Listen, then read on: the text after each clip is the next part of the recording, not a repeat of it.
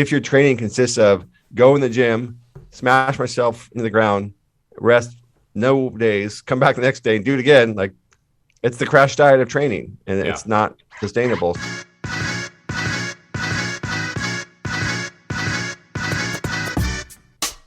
Hello and welcome to the Physical Preparation Podcast. I'm your host, Mike Robertson, and I'll be joined on the line later today by my good friend and conditioning expert, Joel Jamieson. Now, normally I would give you the whole week that was, what's new in my neck of the woods, but this is a holiday edition, or at the very least a Robertson holiday edition of the show, because we are going on spring break next week. Really trying to cram in a bunch of podcasts and recordings today. And most importantly, I wanted to make sure I got this out so that both myself and my guy Paul, who does all the editing and production for my podcasts and videos, gets to enjoy the week off. So we're going to skip all that. We're going to go ahead, no ads, no promos. We're going to jump right in this episode with Joel because, man, we cover so many topics. We start off and we do talk a little bit about conditioning and what's new in his mind with conditioning, the things that he's working on to help coaches get better results with their conditioning programs, or help coaches better relay to their clients and athletes why not just conditioning but recovery are so important. We even talk about the impact that obesity and poor conditioning have on COVID.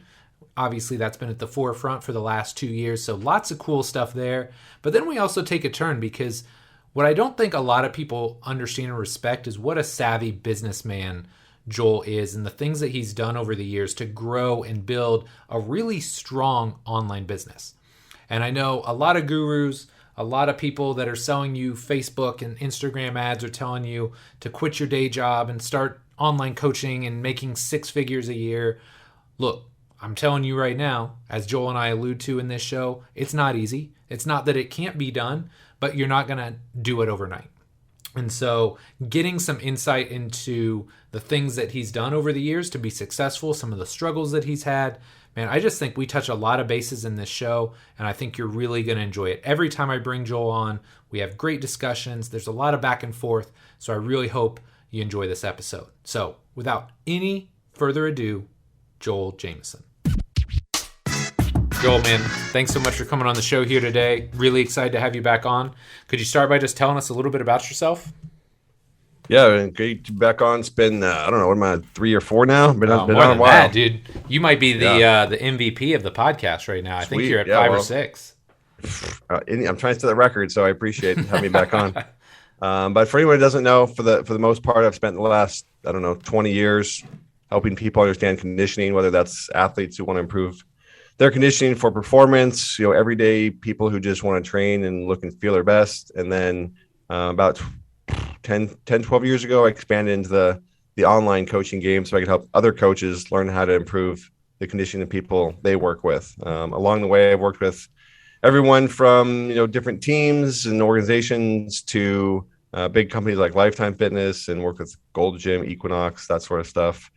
Developed some technology. HRV was my big thing. I started using that back in the early 2000s and was really early in the fitness tech side. So I've developed my own HRV and tech platform over the last few years. So done a lot of different things in this space. But my overarching goal has always been to just help people learn how to train smarter and manage their recovery, train with their body rather than fight against it, and ultimately get better results. I love it, man. I love it. And what's new for you? Like, what's been going on the last, 6, 12 months since the last time you've been on? Yeah, well, world's starting to get back to normal. Yeah. I got married, which is unrelated to anything, but that for me was a big event. It's exciting, yeah. Yeah, I did that back in August. Been out in Hawaii, as you know, for the last 4 months, working, relaxing, getting to the beach, which is always awesome. Bought a new house, did that kind of stuff. And then on the work side, so 2 big things for my end of things is we released the Morpheus coaching platform, which we can get into at some point if you want to, but it's a platform for coaches to be able to see all the wearable data that their clients are already getting, and then be able to use that data to train them more effectively, manage their recovery, tie together lifestyle pieces. That was a 2-year project. So that was a really big milestone for us to finally get out in the market and get coaches using it. And it's the heart rate train platform built into it. So it was awesome to finally, after 2 years of grinding away and getting stuck in the mud of COVID and everything else in the process, it was really great to get that out and have coaches start to be able to use that in their coaching. And then last couple months, I'm working on a new conditioning program for everybody. So I guess it's quite a few new things actually. Yeah, man. We'll have plenty of stuff to talk about today. So let's start with just the overarching theme of conditioning, because this is obviously what you're known for. It's something that you and I have talked about numerous times in the past. So whenever I have somebody like you on, I love to know, like, where is your head at in regards to conditioning right now? Is there anything new, cutting edge that you're into, or maybe something that you've like changed your mind or your stance on over the last couple months or years? I don't know if there's any big changes per se. I think a lot of it's been just kind of dialing things in. So, as we finished the Morpheus coaching platform, like I mentioned, and we got a live group training platform out there for heart rates. The question is always, how do you train group fitness in a way that's productive for everybody, right? How do you help multiple people improve their conditioning? Because for a big part of my career early on, I trained one person at a time, right? I trained a bunch of combat athletes. I trained NFL players. I trained people training for the Olympics. I trained some very high level people, but it was just one person. So I had the ability to write their individualized program, to manage that every single day, and to work with them one on one. But that's not really the reality for a lot of coaches out there. They're doing one on ones for some part of the time, but a lot of times they're doing small group, big group, large group fitness. So the question has always been, okay, well, how do we take the principles of conditioning and help people run small and large groups where everybody is doing the right thing for themselves? And that's where, heart rate training really is the most powerful thing you can do, because it allows each person to dial their intensity into what's appropriate for them, versus just telling everybody to go as hard as you possibly can and repeat, right? Rinse and repeat, which is kind of the typical group fitness approach in the past. So, really, I think the thing I've been focused on is just that it's how to help people use heart rate training in a meaningful way, how to help coaches use the wearable data in a way that can make that even more personal. And then just, again, making sure that people have the right fitness path in front of them. I think now more than ever, I don't know if you saw this, there was a paper I posted somewhere, I think, that looked at HRV and COVID hospitalizations and survivability. And HRV correlated to the aerobic fitness very well in general. So it showed basically that people with higher HRV, i.e. greater aerobic fitness, which is a big piece of conditioning, they fared much better against COVID, and particularly the older they were, the more that difference that made. So, we're at a time now where people are getting back to the gym, and they're getting back into the office, and taking care of themselves has never been more important than ever. So it's about getting that message out, I think, around, conditioning and aerobic fitness and training intelligently, and, doing all those things to, maybe you're not an athlete who wants to perform and make millions of dollars, but you don't want to get sick and die. You want to stay around and be healthy, and conditioning and the aerobic side of that game is a huge piece of that. So, I think that's something that we can all work towards as a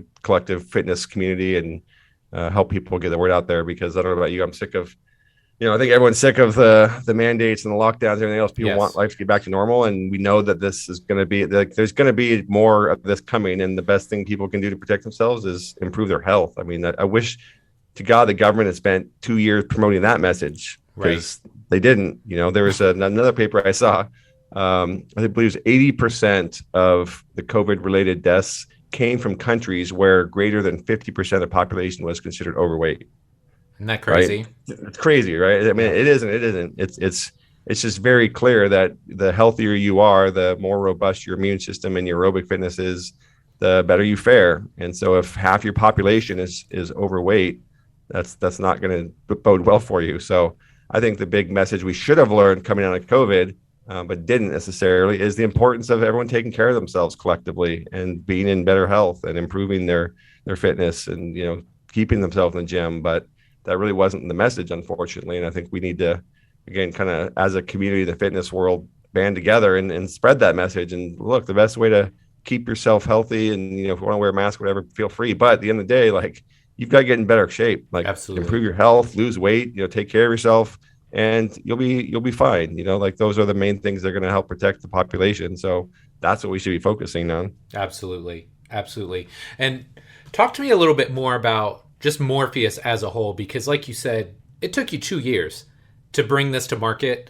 And give us like a bird's eye view. If I'm a coach and I run a semi-private training gym, and I got whatever 50 or 100 people I'm responsible for. Yep. How does Morpheus work for me? Like, how does it work on a day-to-day basis? What are they doing, on the user end to help track Sure. their data, and how do I see it? Like, give me some insight into that, because look, I've seen the back end of it and I've seen how it works, and it's amazing. So I want you to talk about that a little bit. Sure. The big picture is one of the things I've started to learn pretty early on with my coaching and using HRV data is that all of the stuff that happens outside the gym plays such a big role in the results that people see from their training. So if someone's sleeping 8 hours, they're going to get better results than they're sleeping 4 hours. If someone's nutrition is dialed in, they're going to get a lot better results than if it's not. If someone's, working 80 hours a week, stressed out of their mind from everything else, like their ability to respond in a positive way to training is way less. So you have to, take that into account. The problem is, right now, for the most part, coaches don't have any way to track that data, to see that data or to use it. So, I mean, sure, if you train one-on-one, you can ask people, but are you going to get an honest answer most of the time? Probably not. The Right. person might not even be aware of it. So, I basically realized like all of this stuff that's happening is so important to the results, and which is ultimately my job is helping get better results. But if I don't have access to any of the information, a lot of work is just guessing and hoping it works out and telling people, go and make sure you get enough sleep. But it's not always, not always the case. So the biggest thing that Morpheus does in a nutshell is helps coaches connect those dots between what they're doing in the gym, what they should be doing in the gym, and all the stuff that's happening when they're not in the gym. So Morpheus looks at how many steps and calories. It looks at their heart rate variability. It looks at their sleep and how they rate their own sleep. It looks at their workout heart rates. It looks at basically all the dots of fitness inside and outside the gym. And then it helps the coach be aware of that by giving them a recovery score and by giving them alerts if people are, super high or super low in different areas, and making it so they can filter out, be aware of who might need some extra help and who's not doing well, that kind of stuff. And then on the training side, it gives them a heart rate training platform that goes up on the wall because, be part of your classes, and it scales everyone's intensity in their heart rate zones based on their recovery. So if I'm a coach and I'm running a group class, everyone's got their own heart rate zones based on their recovery that Morpheus has generated automatically. So I can get everybody into the same zones. I can do the same type of intervals, the same type of conditioning work, same programming, but everyone's intensity is dialed in individually to them, which is, again, what I talked about, what's the hard part right now of without that, you kind of don't have a way to do it. So we take the cool thing too is, there's endless wearables out there, right? I mean, people have all kinds of devices, and we try to work with as many of them as possible that people already have. So Morpheus isn't meant to be a device that replaces, an Oura or an Apple Watch or a Garmin. We work with those companies and we pull data in from them. So we pull in activity and sleep and workout data from pretty much, 90% of wearables out there. So they've got a Fitbit, they've got a Oura Ring, they've got an Apple Watch, they've got a Garmin, they got a Polar, they got whatever. We can track the data from those devices into Morpheus so the coaches can then see it. And then we have a device where they measure HRV once a day, and that completes the picture of recovery. And we try to, again, just be as flexible as what people have. If they have no devices, they don't want to track anything, well, your phone will track your steps automatically. We pull the data in from that, and then you can just enter in manually how many hours you slept, and then we can track it that way. So try to be as flexible as possible to whatever people have. We'll use the data, and if people don't have much, we'll just use the manual option. So like I said, the biggest goal here in what we're seeing so far is coaches never had access to this information before, right? Like they didn't really know how much people slept. They didn't know what their recovery was. They didn't know what they were doing outside the gym. So when you start seeing this data, it's very eye-opening. And you realize like a lot of people are not making the best choices when they're not with you.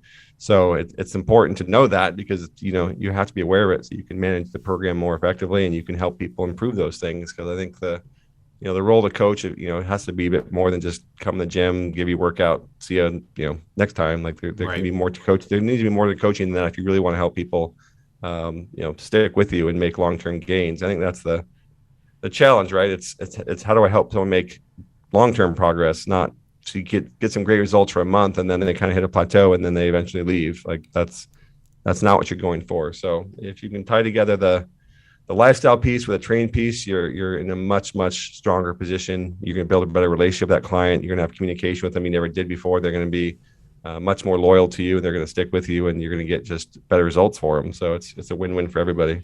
Well, and there's this element of education along the way, right? Because there is this natural intuition of, if I'm 50 pounds overweight, well, I just need to crush myself, right? I just need to work harder. And you know as well as I do, like, maybe, but there's plenty of times where you go in the gym and crushing yourself is like the worst thing you can do for your body.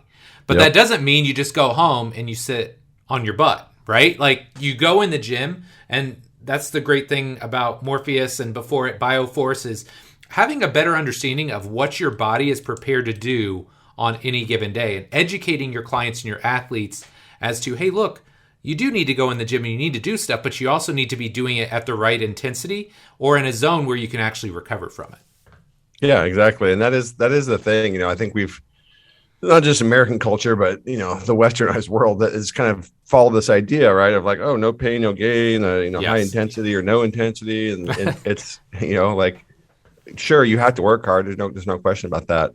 But the amount of time you spend doing that has to be within reason. And you can't treat the gym as like a chance to go be the hell of yourself every time you work out. Like it's just not sustainable. I think the words people should recognize here is sustainable fitness. Like to me, it's that type of training is the equivalent of a crash diet. Like, if I cut my calories back to a third of what they were, like, I'm going to lose weight, but how long can I actually sustain that? Is that actually the best thing for me? Is that healthy? Is that going to work in the long run?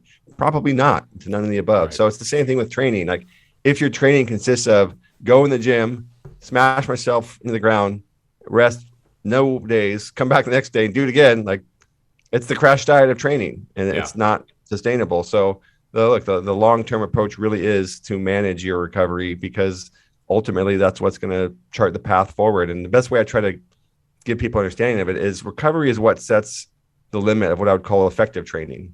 Yep. And what I mean by effective training is training that's actually going to translate into results. And you can only train as much as your body can recover from, because it's the recovery aspect and recovery process where your body sees the improvements, right? It's you don't get better while you're working out. You get better in between the workouts as your body recovers itself and repairs itself and super compensates and builds bigger, stronger, more efficient, and everything else.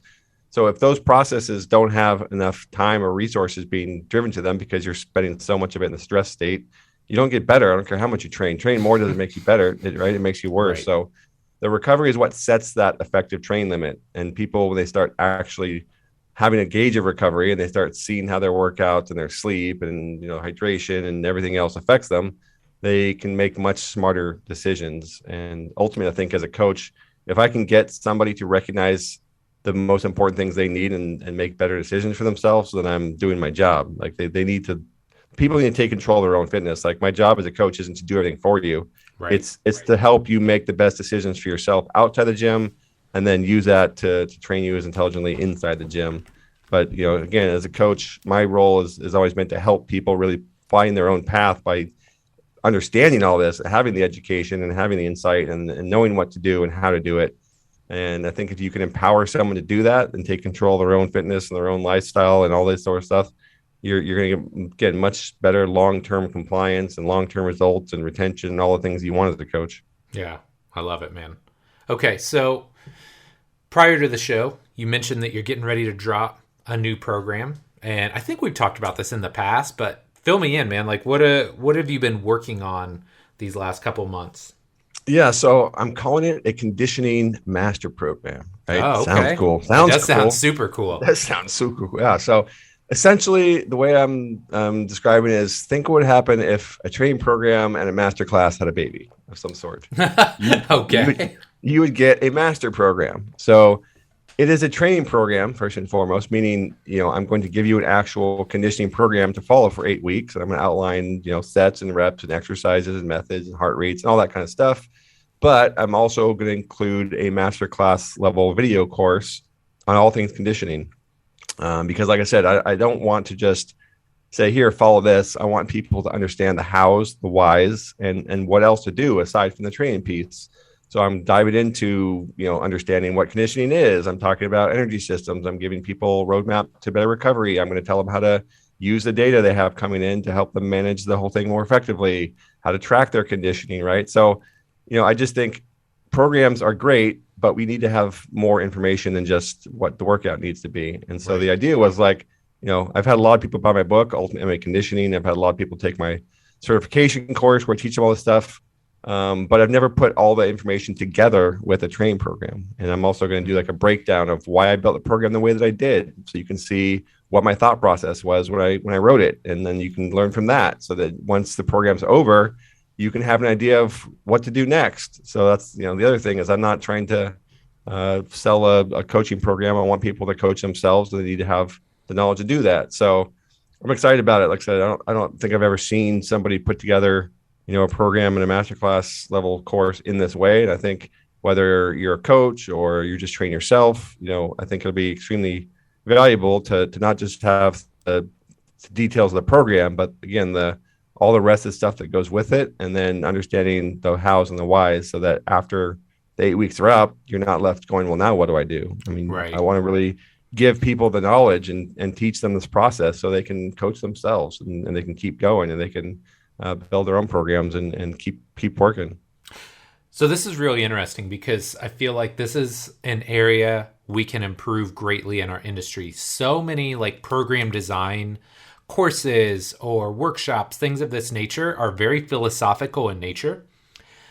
So anybody can talk about, oh, this is the best zone for whatever, 8 to 12 reps for fat loss, or 3 to 5 reps for like higher end strength, or single, whatever. Yep. We can get tied up in that. But I think where most people learn the best, and how most people learn to program, is in case studies. Exactly. So, hey, here's this person, right? How would you write a program for them? And it sounds like that's kind of what you've done here, in the sense that, hey, here's the program, but it's not just philosophical. Then you're going to take it a layer deeper and say, hey, but this is why I chose these specific exercises or set rep schemes or rest periods, because I think that's how people learn a lot better. And then you have the added element of, hey, but now you're going to actually go through the workout too. Yeah, exactly. Right? So you can like feel it for yourself as well. Yeah, exactly. So when the pandemic hit, I was getting a lot of questions like, hey, how do I train without the gym? How do I improve conditioning without the gym? And the good thing is, conditioning without the gym is much easier than strength without the gym. Yes. So I created this 30-day gym-free program, and I had like 400 people sign up within the first 12 hours. Like, it sold out really, really quickly. And I had a bunch of people go through it that had already been through my certification course. They'd taken all my other stuff. They'd done a lot of my reading my stuff. And I kept getting emails like, oh, the program was awesome, because now I got to see how you applied it very, very specifically to this program. And they're like, I learned a ton from this. It was super valuable. So I just realized, again, if you give someone a program and they go do it, that's great. But if you can really help them understand why you did it that way, then they're going to just be much better off, and they're going to be able to apply that information and that knowledge that you've given them after the program is over. So yeah, that's really was the core idea of like, let's teach people, give people a program, teach them why, and then also teach them how to connect the dots to the outside world of sleep and recovery and HRV and that as well. So the master class is basically like one part lifestyle and one part program breakdown, understanding the whole structure of how I built it, why I progressed the way I did, why I chose the methods, all that sort of stuff. So it's awesome. I think people are really going to like it. I think they're going to see great results for 8 weeks, but more importantly, they're going to be able to see better results, after that as well. It's not just going to be a one and done. And now what do I do? For sure. And then I think this is really the direction I want to go as far as programs. So I'm going to do an MMA conditioning program, probably in the fall, maybe before that, but probably the fall, and keep going in different areas, different sports, because I really like this idea of giving people the tools and all the knowledge and everything goes along with the program, instead of just the sets and reps. Yeah, I love it, man. Okay, so I want to shift gears a little bit, because we chatted before the show, and I think a lot of times people still think of you as this like mad scientist, in your house, like writing these conditioning programs. And, one of the reasons we bonded over the years is because we do both have passion and interest in growing an online business, right? And so I would love to hear, just for starters, how did you get started in the online space? Like, what made you go from, hey, I'm doing well, training these fighters and running my gym, but I think I want to move into this space. So what prompted you to do that?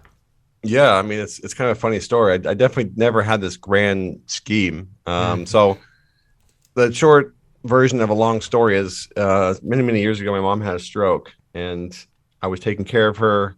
I was not in a great state, and I had to kind of take some time away from the gym to to deal with it and have her, I was shuttling her from hospital to hospital and doctor to doctor. And she was at my place, and I was kind of up late one night. I couldn't sleep, and there was a forum called SureDog, which is an MMA forum. And I was just curious, like, what are people writing about MMA conditioning? And at this point, I'd been training high-level combat athletes for almost 10 years. And there was just a lot of bad information on it, to be honest, a lot of misinformation. So I just created, I'm like, I'm gonna help people out here. And I created this account, and I created a post called How to Finally Solve Your Conditioning Problem. And probably not so delicately, I was like, the information in this forum is not very good. there's some things that people are missing. Here's how to take a better approach at it. And then I went to bed, and then I woke up next day, and not surprising, I guess, looking back on it, I got absolutely slammed in the forums. Like, screw yourself, noob! Like, you don't know what the hell you're talking about. Who do you train? So I mean, I didn't want to go that route. So I just said politely, well, you're all wrong. Like, okay, here's why. And I dove into more science and more the details about, what I was saying.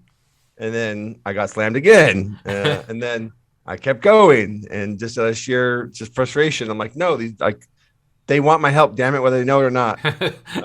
And so eventually a guy that trains next door at AMC Kickboxing, where I was working with all the athletes, he was an admin on the forum, and he came across the post, and he's like, holy shit, Joel's posting. And so he came in the forum. He's like, just so you guys know, here's a list of the guys that this guy's trained. Here's a list of pro athletes and the pro fighters that he's trained. And then the direction changed, 180 degrees, and everyone's like, oh, why didn't you say so from the beginning? So it turned into this huge thread of 400 plus pages of questions and answers. And I was like, it just opened my eyes about what a demand there was for better information on the energy systems and conditioning side. So that was really the genesis of it. I decided, okay, I'm going to start 8 weeks out and see if anyone comes to my site. And they did. And then I was basically like, well, I'm going to write a book and see if anybody reads it. And then they did. So it really wasn't this master plan of I'm going to train people and I'm going to build an online side of my business. It was really just kind of this process of recognizing that there was a need for better information around energy systems and conditioning. And the more I created good information, the more people read it and wanted to buy more stuff. And it just turned into a business that way. It was very unintentional, but I'm certainly glad that it all worked out. I tell people this all the time, because people used to say, well, if I could only have 5 fitness books, what would you recommend? And without a doubt, and I don't just say this because we're friends now and we hang out, but Ultimate MMA Conditioning is arguably the best practical S&C book I ever read. Look, you could go buy Super Training, and Dave Tate used to joke around, you could use Super Training for board presses and that sort of thing, and it's a great reference text. But as far as taking something, having zero knowledge on a topic, i.e. conditioning, reading a book, and then having a practical understanding of how to write a program, I don't know if there's something better. So you write that, and then talk to me about the next steps, right? Because you went on and you created a certification and all this stuff. So what was the impetus to do that? Was it just okay, there's definitely a need here, I need to keep going deeper? What prompted you to do that? Yeah, I mean, like you said, it was really my first book. And the funny story is I wrote the first half of it and then put it up for pre-sale because I wasn't sure if anyone's going to read it. I'd never written the book, and I'm like, are people going to buy something I'm writing? I just didn't know. I had never written an online book or anything like that. So I write half of it, put it up for pre-sale. I figure I can finish it in 4 to 6 weeks. And instead it took me 3 to 4 months. And so people were real pissed off. People were not happy, right? Hey, you stole my money. Where's my book? But eventually, obviously I finished it, and the response was really positive, and it grew into, a widely read book. And like I said, it's called Ultimate MMA Conditioning, and I'm getting people playing ultimate frisbee and Olympic kayakers and people that have nothing to do with MMA conditioning reading it. So it really, like I said, it was just another step in the process of recognizing there's a big area of fitness that's totally missing. I can type in strength training, I can get hundreds of articles from millions of people talking about how to develop strength, and I can find endless examples of experts that are on the strength side of the game. But if you actually start digging into the conditioning and the performance, or even conditioning for health, there really isn't that much out there that's accessible, understandable, has some science behind it. Right. Can work in the real world. And so I just realized there was this big gap in the industry, and I wanted to fill it because I knew there was a demand for it, and education could help people. So after the book, I started doing in-person workshops with surf. I think I created basically a 2-day certification course, and I did that one at your place. Yeah. And really, there was just like, okay, I need to get in front of people and demonstrate the methods and answer their questions. Right? It was just another extension of the book, but it would be in person and more personalized because of that. So I did that for 2 or 3 years, and I just eventually kind of got worn out because I'm going to so many different countries. I think one month I was like in China, Australia, and then like the UK in like a 4-week period, and I was like, this is hard. This sucks. Yeah, this sucks. I don't want to do this anymore. So that's when I was like, created the online version of it, which obviously made it more accessible and more scalable and everything else. And so that has been extremely successful and just made it so many people all over the world could do it without traveling to me or me having to travel to them. So again, a lot of it's just an evolution, right? It's understanding what people want and making sure that you give it to them and you're doing a good job of helping them, achieve whatever it is they're trying to achieve. And because I realized there was this big demand for conditioning and energy systems in a practical way, because like you said, I think that's the problem in the industry. Like, you can study energy systems and you can read a physiology textbook, but then you're like, well, now what? Like, that doesn't really help me. Like, so, I've always tried to just give people real scientifically backed, good, solid information that's based on real evidence and real best practices and real examples of ways I've coached, and then give them the practical application of here's how you go do it. Right. So, well, I think yeah, go ahead. Sorry, I didn't mean to cut you off. I think that is the rub, right? Because when I was coming up, and granted, I came out of Ball State where we had like a very strong exercise physiology program, but like everything was endurance based. That was the thing, right? And that's what rung true when you started like doing more speaking and writing and all of that was, hey, this is how you actually take this and apply it to field sports or to combat sports. It's not how do you go run a better marathon, because we know that's not what our athletes are doing. There's nothing specific about that. So I think that was one of the things that really helped me was, hey, look, I train soccer players or basketball players. Here are methods that I can use that are applicable to them and that they'll buy into. Because none of them want to go out and run 5 miles. Yep. I mean, that's what I keep coming back to. It's like, it's not just practical, but it actually applies and they can see an improvement in their conditioning for their sport.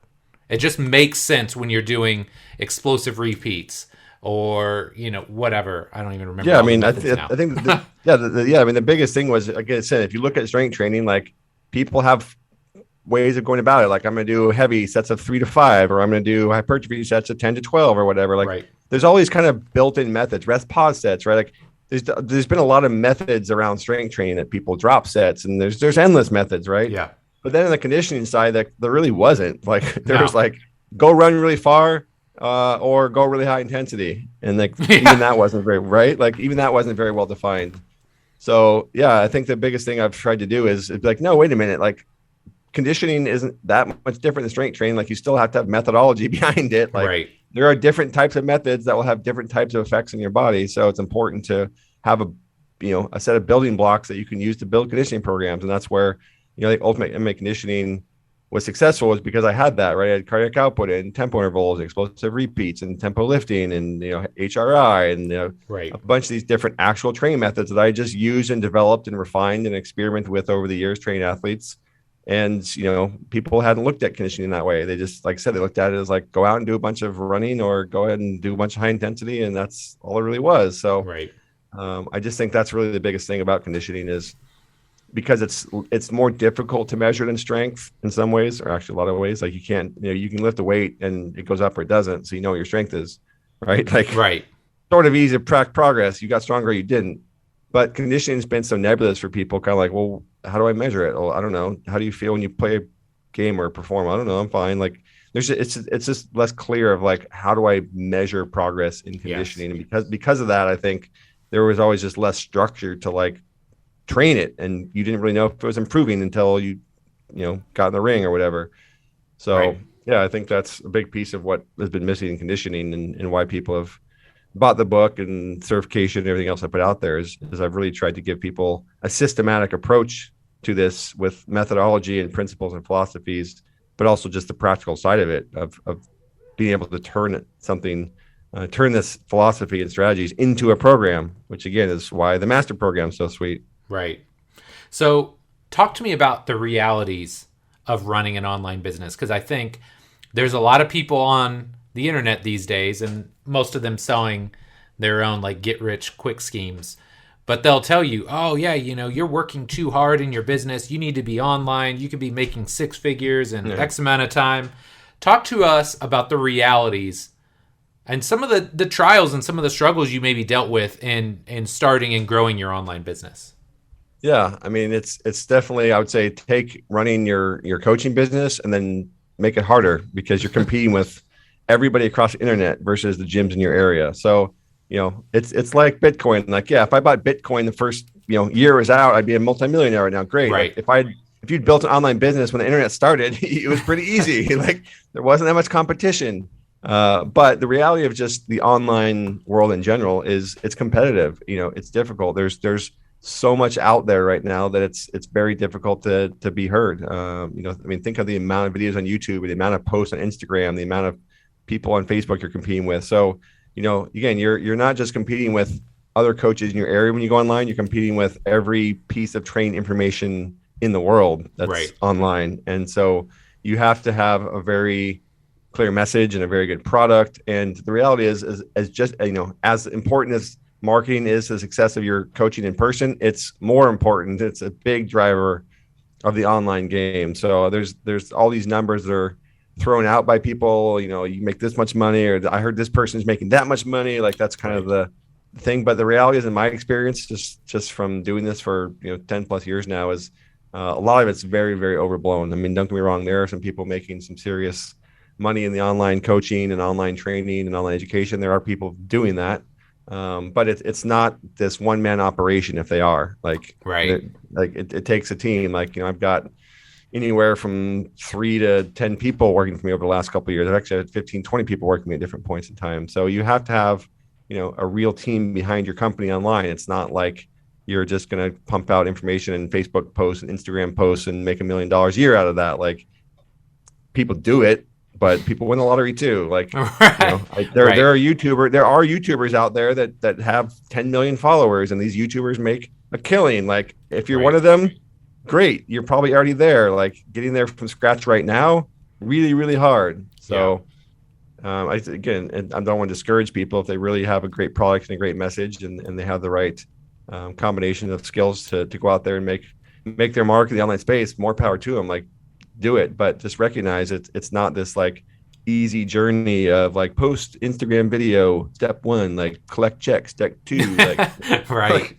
just doesn't work that way. You're out there in the world, and your information has to come to the top of the clutter of information, and these days there's more clutter than ever. So yes, you really, again, I would say, if you're going to go online, I think it's really important that you've built a successful coaching business, because if you haven't proven that your methodology and your philosophy and your system and your whatever works, then why should people buy it? I mean, it sounds kind of harsh, but I've seen a lot of people who are kind of shitty trainers want to go sell some stuff online. And I'm like, but you're a shitty trainer. Like, why would someone buy your stuff? I mean, it may sound harsh, but like, unless you are a really good at what you do and you have a really good product, like, you're never going to sell it. Even if you're really good at what you do, and you still are going to have a hard time selling it because of those challenges I mentioned. But like, I coached for 10 years some of the best fighters in the world before I wrote Ultimate Conditioning. Like, I didn't just train one guy and put out a book. Like, it took 10 years of coaching at the highest level before I really started putting my information online. And again, I don't want to stand on preach to everybody, but again, like, don't go online unless you are an expert, in my opinion. Like, you have, that's really the only way to cut through the noise. I mean, is you do have to have expertise. You do have to have information other people don't have, because that's what's going to make you unique, and that's what's going to make your message stand out. If you don't have that, you are facing a massive uphill battle that you're probably not going to win. Yeah. Well, and here's the thing too, when you go online, right? So let's just assume you are a good coach and you're ready to take that next step. Like, when you go from being a good coach to opening your own business, there's all these other skill sets you now need to learn and acquire, right? Yep. So you got to be an accountant and a marketer and be able to sell, and you got to have operations. Well, the same thing happens when you go online. Yeah, exactly. Right? More so, right? More so, right? Yep. So like think about communication skills, and you got to have all the business side, marketing side. Look, like unless you are just killing it and you are just amazing on video, like you're not going to just turn over one day and have 10,000 Instagram followers or 100,000. Like everything is throttled now. Exactly. Because they want to make money on ads. And you and I both know that because we spend money and we buy ads. Like ads aren't cheap. So it's very hard to get ahead of things now unless you're on some new platform that, 5 years down the line is like the new best thing. It's really hard to get ahead of this stuff. Yeah, exactly. So there's just so many moving parts that people don't see online. I mean, don't get me wrong. Like I said, there are the people who crank out YouTube videos and they have the right personality and the winning combination. Yep. But I'll tell you what, they're not in fitness. I hate to break it to you. Right. Like they're in gaming and they're in beauty and they're in fashion. Like those sort of influencers are, out there and they're making a ton of them. But I personally can't think of a ton of fitness, people that are just making nothing but YouTube or Instagram videos and making a huge amount of money. Like there's not many of them. Like they might be out there, but that's a small like maybe percentage. 5. I don't know. Like there's not many. No, I mean, fitness is a hard space. It's super, super competitive. And at the end of the day, like it generally takes more than just shooting a video where you look really good to turn it into a business. And then, like you said, there are all the things that people don't see behind the scenes. Like I got to know how to create content and actually produce it and post it and get it on my website. And then how do I build a website? And then how do I take money? How do I create? I mean, there's endless things that have to happen online for people to be successful. So again, I would say I'm not trying to discourage people. I mean, I think a coach can make a little bit extra change here and there if they want to, and maybe they have some online stuff. They make an extra $1,000 a month if they really get into it or whatever. But saying like I'm going to build a 6-figure online coaching business is very, very difficult, particularly if you've never done it in a gym or in a personal setting. And I would say I think COVID made it harder, to be honest with you, because everybody went online during COVID. Not just now, it's not just like individual coaches, it's big ass companies going online to offer fitness programs and products. Like you're competing with everybody who decided to have an online program, an online product, an at-home. I mean, just so many people went into online fitness space during COVID because that was the right way to go. And at that point, but the world of competition just increased tenfold in online coaching. I mean, now there's 1 million online coaching platforms, 1 million online coaching sites. There's 1 million online programs. Like there's so much in the online game now that it made it that much more difficult for kind of your average coach or trainer who does a great job at his or her gym. Now, like it's even more difficult to cut through all that noise and get people to find you and to buy your stuff. And, it's hard. Like there's no easy answers. I would just say if that's something you really want to do, just be really, really aware of the challenges and have a good plan because it's not easy. Yeah. And if I could leave them with something, I'm going to have Shantae Cofield on the show here in a couple weeks.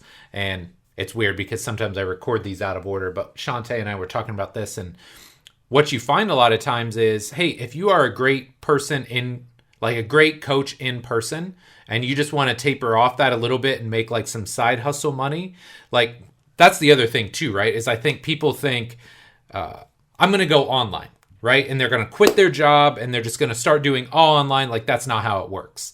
Right? Like you kind of hedge your bets. So like, hey, I'm going to try and get one online person and then 2 or 3 or however you're going to do it. And then you slowly like ramp down one business as you ramp the other up versus a lot of people think they're just going to like burn the boats and, I'm going all online. And magically you're going to have whatever 20 or 30 online clients waiting for you when you do that. It just doesn't work like that. Like anything else, you got to like build up to it over time.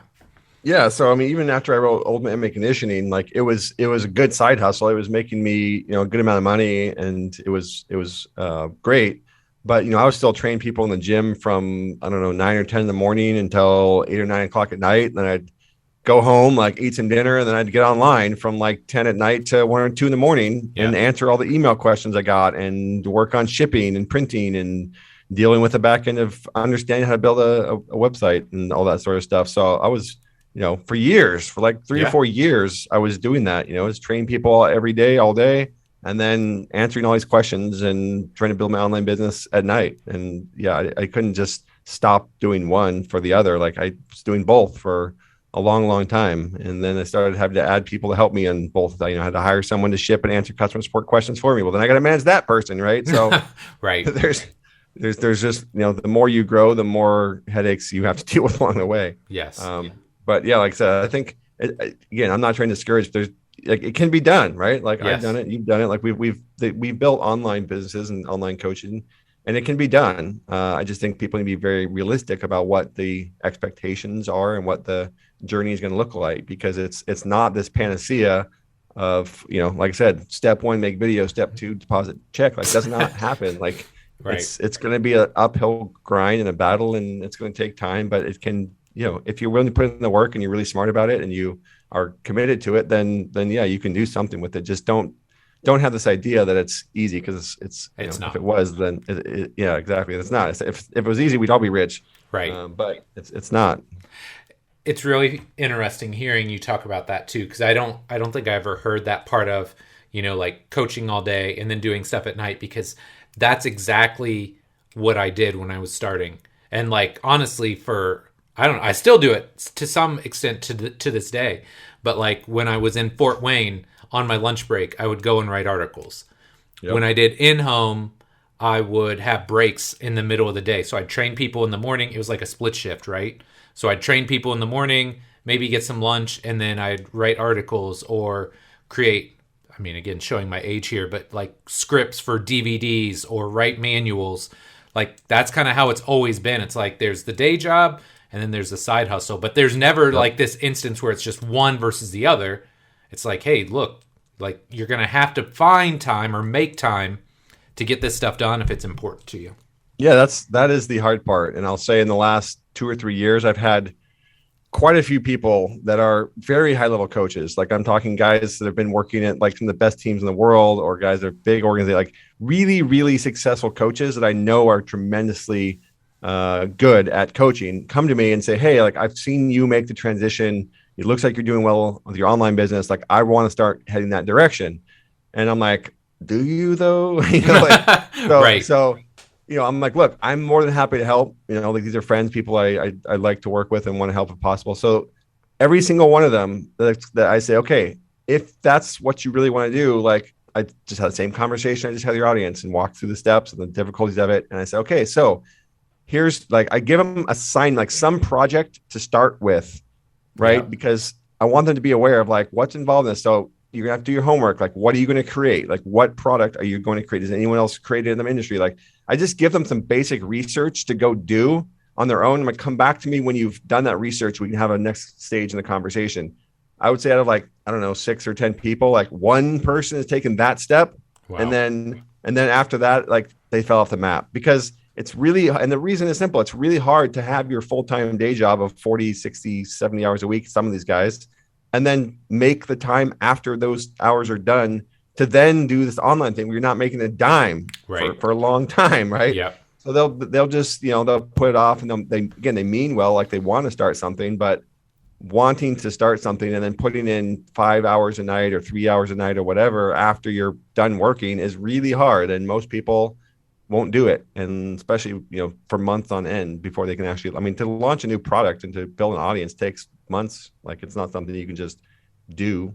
You can be again, these are really, really good coaches that have trained world champions and Cy Young Award winners, and they're great coaches, but no one knows who the hell they are. Right. So there's not this like, oh, flip a switch, this person's online, now one is going to buy their stuff. Like, it doesn't work that way, Like you still, but people still have to know who you are. You still have to have a great product, and you have to have a message, and like you have to have stuff that's out there. So it's really hard for even the best coaches that are been doing this for their whole lives to break in and figure out a way to turn that knowledge into an online business that's successful and profitable. And again, they don't have any of the skill sets of running a business because they've worked for teams and organizations they never had to, which I think makes it even harder. If you've never run an actual gym or an actual coaching business and you've just worked for big name teams and big name organizations, like you've developed no skill sets probably on the business side at all. Right. So it's even more difficult, I would say. That's true. Okay. I got one more question and then I'm going to let you go. What is the flying game like in Hawaii? You get to fly? Flying game's strong in Hawaii, actually. So I found found a company down in Honolulu that'll rent me a helicopter, which is not an easy feat in and of itself because insurance usually prohibits that. Right. But I did find one that'll rent to me. So I've flown to Maui, flown to the cliffs of Molokai, flown all over Oahu. I want to fly over to Kauai because Kauai is a cool spot to go fly to. I haven't done that one yet. Actually, I really also want to fly down to the Big Island when they have a big lava flow and fly over the top of that. So Wow. there's always cool stuff to fly around. So that's one of my missions is getting over to those two. And actually, since we're on the subject of flying here, I'm gonna pitch something to your audience now that is not going to happen for 2 years. Okay. Just to plant the seed. I love it. And your seed, the seeds will be planted in your brain too. So I went to Antarctica in December. Okay. On this badass cruise ship, that a helicopter. And I wanted to fly said helicopter in Antarctica because why wouldn't I? But again, insurance and a $5 million helicopter would not allow that to happen. But I found a ship that I can charter that'll go down to Antarctica with a helicopter that I can fly on it. Now, the downside to that is it's not cheap, as one would imagine. Right. But I think we can put together a fitness summit on a cruise ship or expedition ship to Antarctica. Okay. In like 2024. Okay. And so if people want to go to Antarctica and they want to be a part of a badass fitness expedition in Antarctica, they can join us because I need 22 people to support the cost of this boat. Dude, that sounds amazing though. Yeah. So I think logistically, if we can get 20 to 25 people ish to sign up for like a 10-day Antarctic expedition, we can make this happen, and I can fly some helicopter in Antarctica and teach everyone some cool shit along the way. That would be fun. Just putting it out there. I think it's going to be in the $25,000-$30,000 per person range, just to filter out people who might not want to invest that much. But stay tuned for more information in like 2024 because I really want to make this happen. That would be cool. Not gonna lie. Yeah. I think we can get five of us in the industry that have been around a long time on the boat, and then get 15, 20 people that want to come down and spend 10 days in Antarctica learning from everybody. Yeah. And getting helicopter rides on icebergs. That would be sweet. Yeah. That would be sweet. So, Antarctica is awesome. I won't go this whole rabbit hole, but Antarctica is one of the cooler places I've been. So yeah. You've been a lot of places, so that's saying a lot. Yeah, that was my 7th continent. So I've been to all of them, and Antarctica is a really, really unique, cool spot. So if anyone has the opportunity to go, do it. It's phenomenal. It's really, really unique place, and there's nowhere else like it in the world. So the chance to fly helicopters over that is too great for me to pass up. So if there's 20 people listening that want to spend a good chunk of money and go down to Antarctica, stay tuned. And you start a Kickstarter or something like that, right? Yeah. Like a GoFundMe. Yeah, I mean, all jokes aside, I'm pretty sure we can get 20 people to go. I would think so.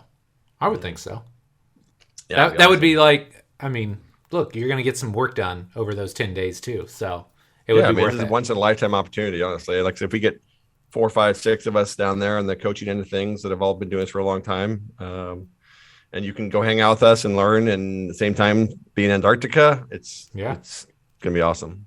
I love it. All right, dude. I feel like I've taken enough of your time for today. Where can my listeners find out more about you and all the stuff that you're working on? Yep, 8weeksout.com.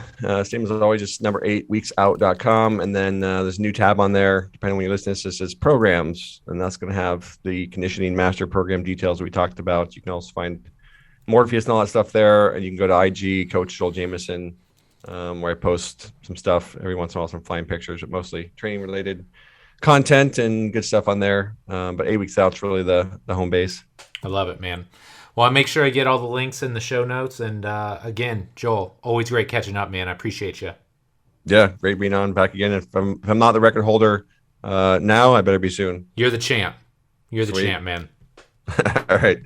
Take care. All right, my friend. That does it for this week's episode with Joel Jamieson. Really hope you enjoyed it. As I alluded to up top, we cover so many different topics.